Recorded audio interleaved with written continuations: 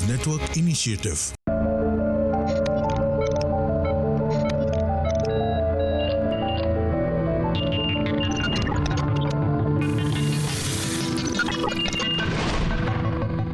नमस्कार, माझा डॉक्टर कार्यक्रमात मी डॉक्टर महेश चिटणीस सर्व प्रेक्षकांचं मनपूर्वक स्वागत करतोय. आपल्या आजच्या कार्यक्रमाचा विषय आहे तो यकृताचे आजार, ज्यामध्ये विशेष करून आपण लिव्हर सिरोसिसवरती असणाऱ्या लिव्हर ट्रान्सप्लांट ह्या विषयावरती मार्गदर्शन घेणार आहोत. विशेष करून नोबल हॉस्पिटलचे प्रख्यात डॉक्टर स्मिता पारख मॅडम आणि डॉक्टर प्रमोद कटारे सरांकडनं तर मी आपली सर्व ओळख करून देतोय. दोन्ही डॉक्टरांची नमस्कार मॅडम. नमस्कार सर. डॉक्टर स्मिता पारख मॅडमची ओळख करून देत असताना मला आवर्जून सांगायचं वाटतं की त्यांनी दिल्ली येथील लेडी हार्डी हॉस्पिटल आणि त्याचप्रमाणे मौलाना आझाद मेडिकल कॉलेज या ठिकाणाहून आपलं वैद्यकीय प्रशिक्षण संपादन केलं. पण याच ठिकाणी ते थांबले नाहीत, तर सर गंगाराम हॉस्पिटल आणि त्याचप्रमाणे मॅक्स सुपर स्पेशालिटी हॉस्पिटल या ठिकाणी राहून त्यांनी लिव्हर ट्रान्सप्लांट सर्जरीमधलं म्हणजेच यकृत प्रत्यारोपण शस्त्रक्रियेमधलं पुढचं प्रगत प्रशिक्षण संपादन केलं.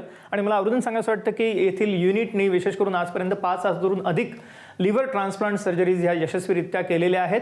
पण ह्या पुढे जाऊन सुद्धा जे आता नवीन उपचार आलेले आहेत, विशेष करून आपल्याला माहितीच आहे की गेल्या काही काळात रोबोटिक उपचारांमध्ये विशेष करून आधुनिकता आलेली आहे आणि म्हणूनच रोबोटिक सर्जरीचं प्रगत प्रशिक्षण डॉक्टर स्मिता पारख मॅडमनी साऊथ कोरिया ठिकाणून संपादन केलं. आणि ह्या प्रशिक्षणाचा फायदा भारतातील रुग्णांना होण्यासाठी त्या भारतात परतल्या. सुरुवातीच्या काळात त्यांनी मणिपाल हॉस्पिटल या ठिकाणी कन्सल्टंट म्हणून काम केलं आणि सध्या त्या नोबल हॉस्पिटल या ठिकाणी सर्जिकल गॅस्ट्रोएंटरोलॉजिस्ट आणि लिव्हर ट्रान्सप्लांट सर्जन म्हणून कार्यरत आहेत.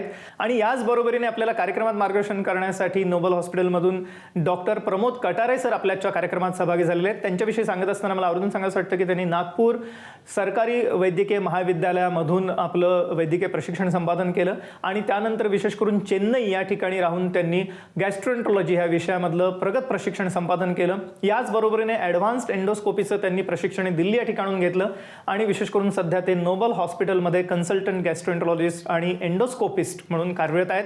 मला आवर्जून सांगायचं वाटतं की या ठिकाणी आपल्याला एकत्रितपणे एका छताखाली पोटाच्या सर्व आजारांसाठी सर्वोत्तम स्वरूपाचे उपचार, ज्याच्यामध्ये दुर्बीण उपचार आहेत ते उपलब्ध झालेले आहेतच, पण ह्याच्या पुढे जाऊन या ठिकाणी विशेष करून लिव्हर क्लिनिक जे आहे म्हणजेच या ठिकाणी लिव्हरच्या सर्व आजारांसाठी एकत्रितपणे एका छताखाली उपचार आणि लिव्हर ट्रान्सप्लांट सर्जरी म्हणजेच यकृत प्रत्यारोपणही आपल्याला उपलब्ध झालेलं आहे.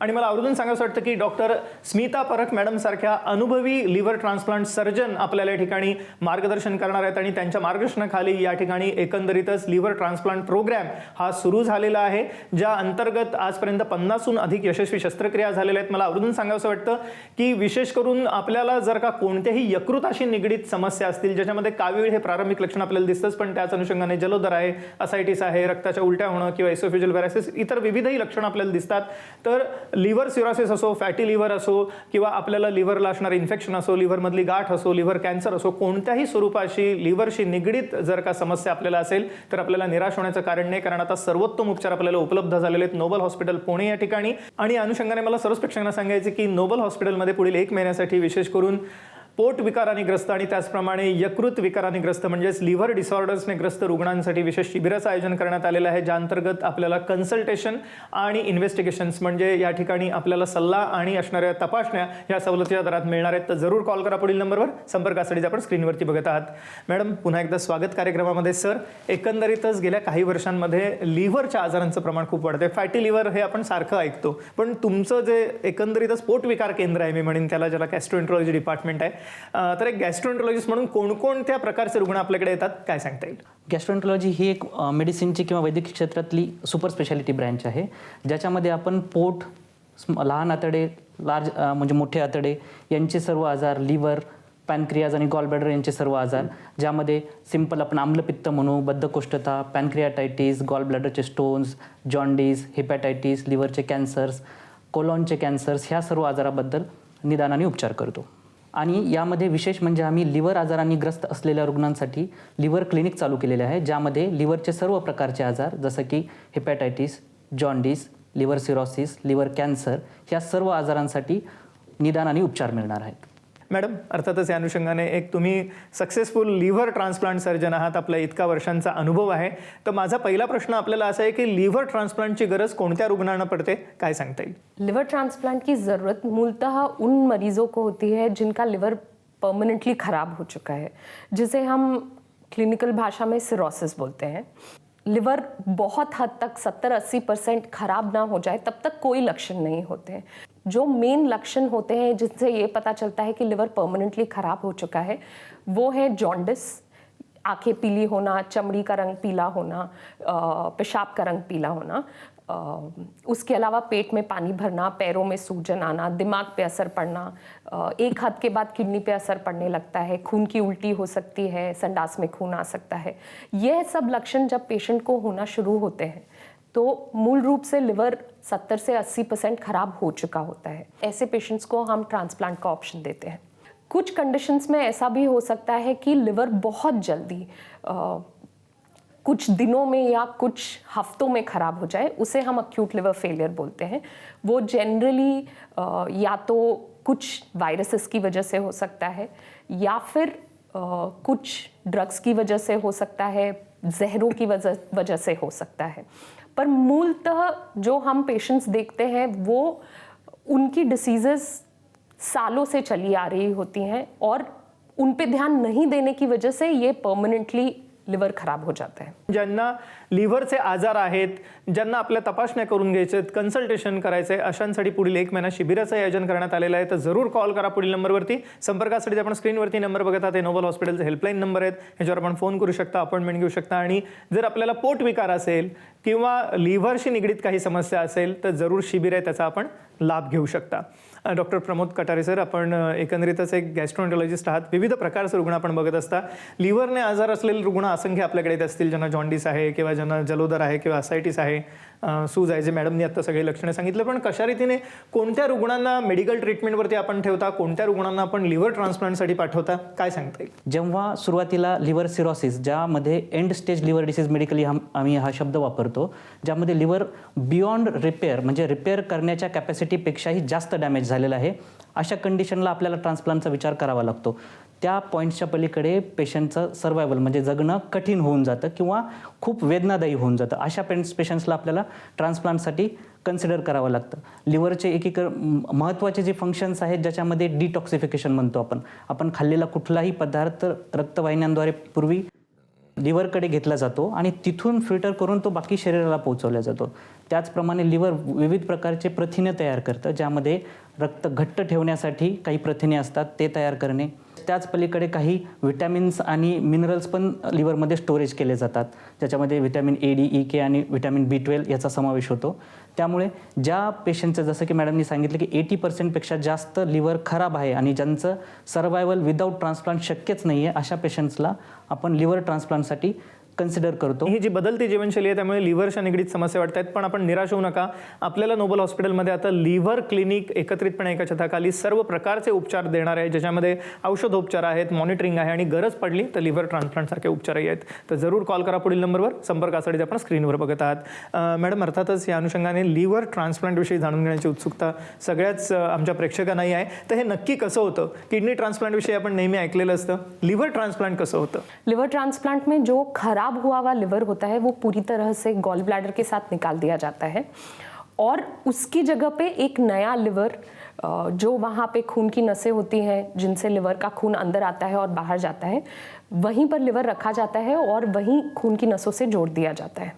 अब ये जो नया लिवर है ये 2 जगह से आ सकता है।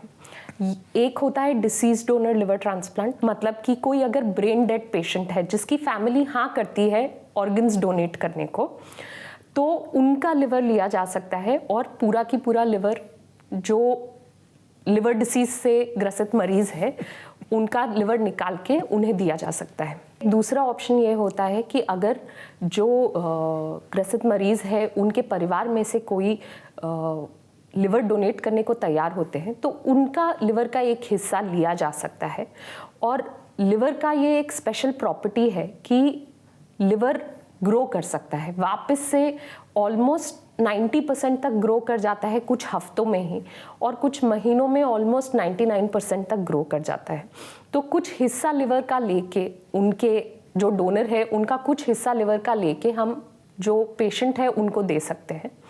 उससे ये होता है कि जो पेशेंट है उसमें भी वो लिवर ग्रो कर जाता है और कुछ हफ्तों में 90% तक का वॉल्यूम रीच हो जाता है और जो डोनर है उनको भी कोई रिस्क नहीं होता है, क्योंकि उनका भी लिवर ग्रो कर जाता है। अब बच्चों में भी कुछ बीमारियां हैं जिनके लिए भी ट्रांसप्लांट की ज़रूरत होती है।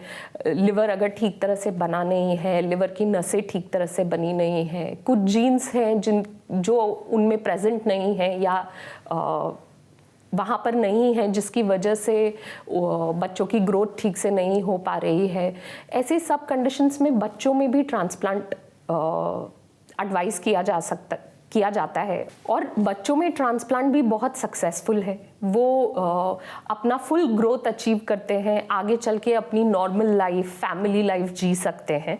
तो ये कार्यक्रम के माध्यम से मैं सभी दर्शकों को ये बताना चाहती हूँ, अगर आपको कोई बीमारी है लिवर से रिलेटेड या आपके कोई परिवारजन को कोई बीमारी है, तो प्लीज़ एक स्पेशलिस्ट को कंसल्ट कीजिए, वो आपको हेल्प कर सकते हैं। और ट्रांसप्लांट के नाम से घबराइए नहीं, क्योंकि आज के दिन में ट्रांसप्लांट सक्सेसफुली किया जा सकता है और वो आगे चल के नॉर्मल लाइफ जी सकते हैं।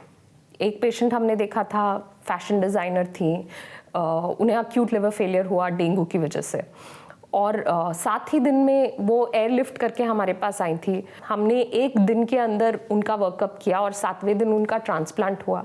इस बात को नहीं तो भी 4-4.5 साल हो चुके हैं और अब वो सब कुछ कर रहे हैं। या कार्यक्रमाच्या अनुषंगाने पुढील 1 महिना शिबिराचं आयोजन करण्यात आलेलं आहे पोट विकारांनी ग्रस्त रुग्णांसाठी आणि त्याचप्रमाणे यकृताच्या आजारांनी ग्रस्त रुग्णांसाठी, म्हणजेच लिव्हर डिसऑर्डरने ग्रस्त रुग्णांसाठी, ज्याच्यामध्ये फॅटी लिव्हर, लिव्हर सिरोसिस, लिव्हरचे इन्फेक्शन्स आहेत, लिव्हर कॅन्सर आहेत, सर्व लिव्हरच्या आजारांनी ग्रस्त रुग्ण, ज्यांना कावीळ आहे, जलोदर आहे, म्हणजे असायटिस सारखी समस्या, हातापायावर सूज आहे, रक्ताच्या उलट्या होत आहेत किंवा संडासवाटे रक्त जाते, असे सर्व प्रकारचे रुग्ण या शिबिराचा लाभ घेऊ शकतात। आपल्याला सवलती आधारामध्ये कन्सल्टेशन आणि इन्व्हेस्टिगेशन उपलब्ध असणार आहेत, तर जरूर कॉल करा पुढील नंबरवर। संपर्कासाठी आपण स्क्रीनवरती बघत आहात।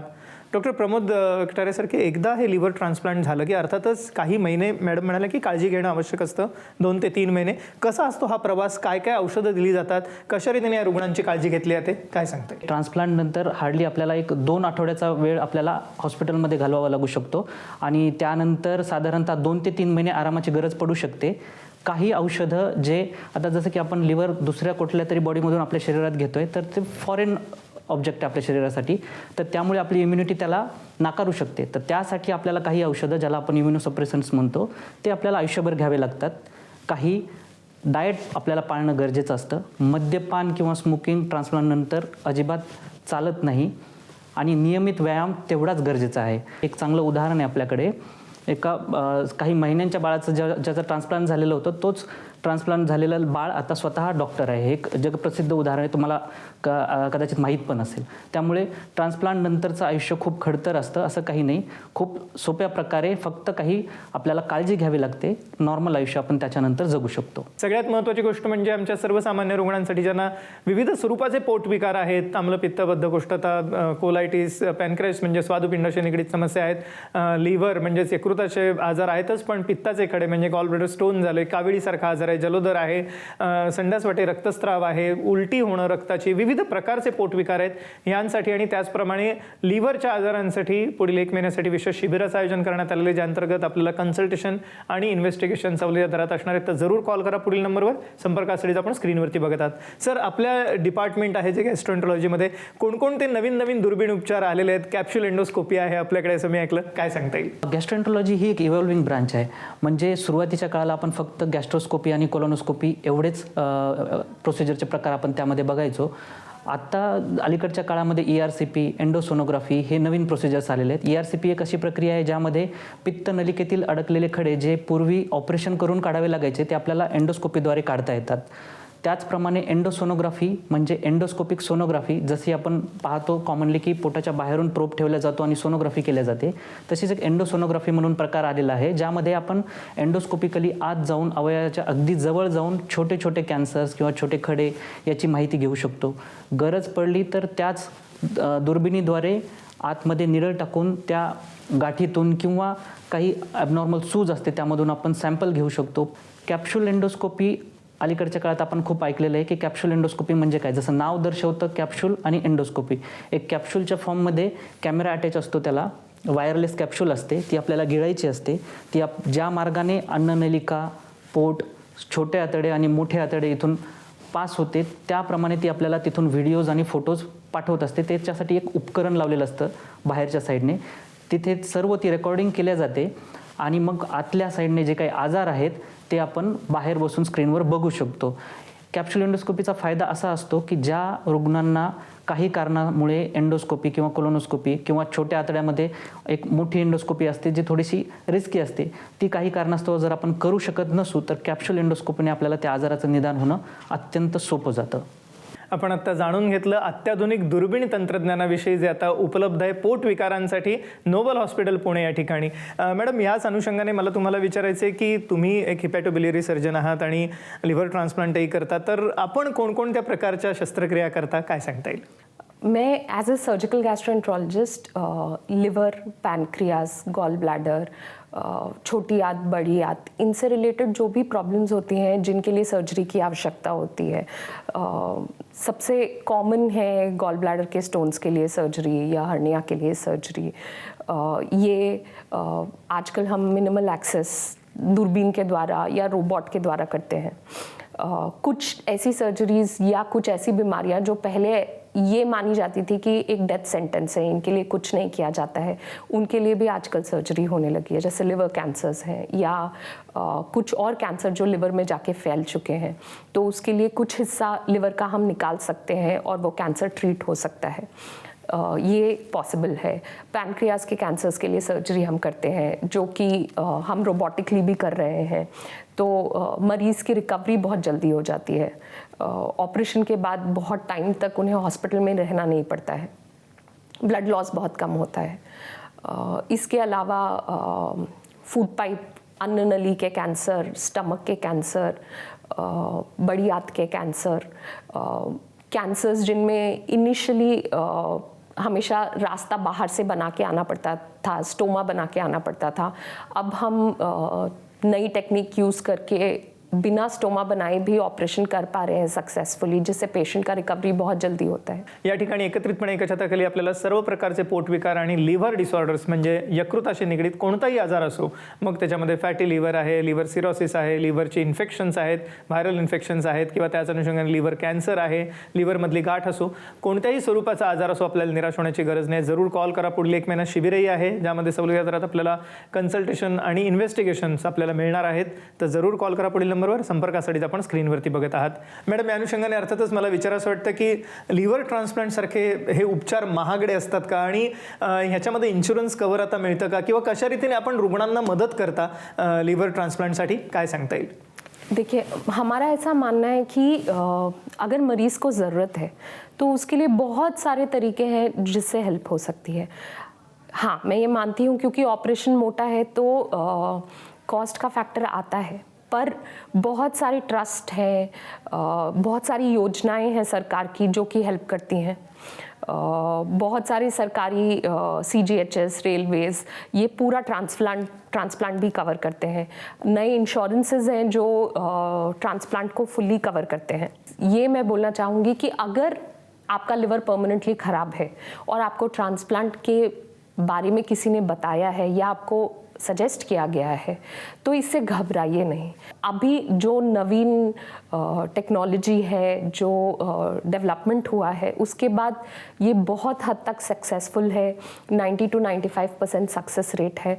तो जो भ्रम लोगों में है इस बारे में, मैं उसके बारे में ये बोलना चाहती हूँ कि एटलीस्ट कंसल्ट कीजिए. एक मोलाचा सल्ला आपल्याला दिला. आता लिव्हर ट्रान्सप्लांट सर्जन असणाऱ्या आणि हिपॅटोबिलियरी सर्जन असणाऱ्या म्हणजे सर्जिकल गॅस्ट्रोएंटॉलॉजिस्ट असणाऱ्या डॉक्टर स्मिता परेख मॅडमनी की आपल्याला कोणत्याही स्वरूपाचा पोटविकार असो किंवा लिव्हरशी निगडीत खास करून समस्या असेल तर आपण वेळ घालवू नका, कारण सुरुवातीला आपल्याला औषधोपचारांनी हा आजार बरा करता येणं शक्य आहे. आणि जर परमनंट डॅमेज झालं असेलच लिव्हरला आणि आपल्याला जर का लिव्हर ट्रान्सप्लांट सांगितलं असेल तरी निराश होण्याची गरज नाही आहे.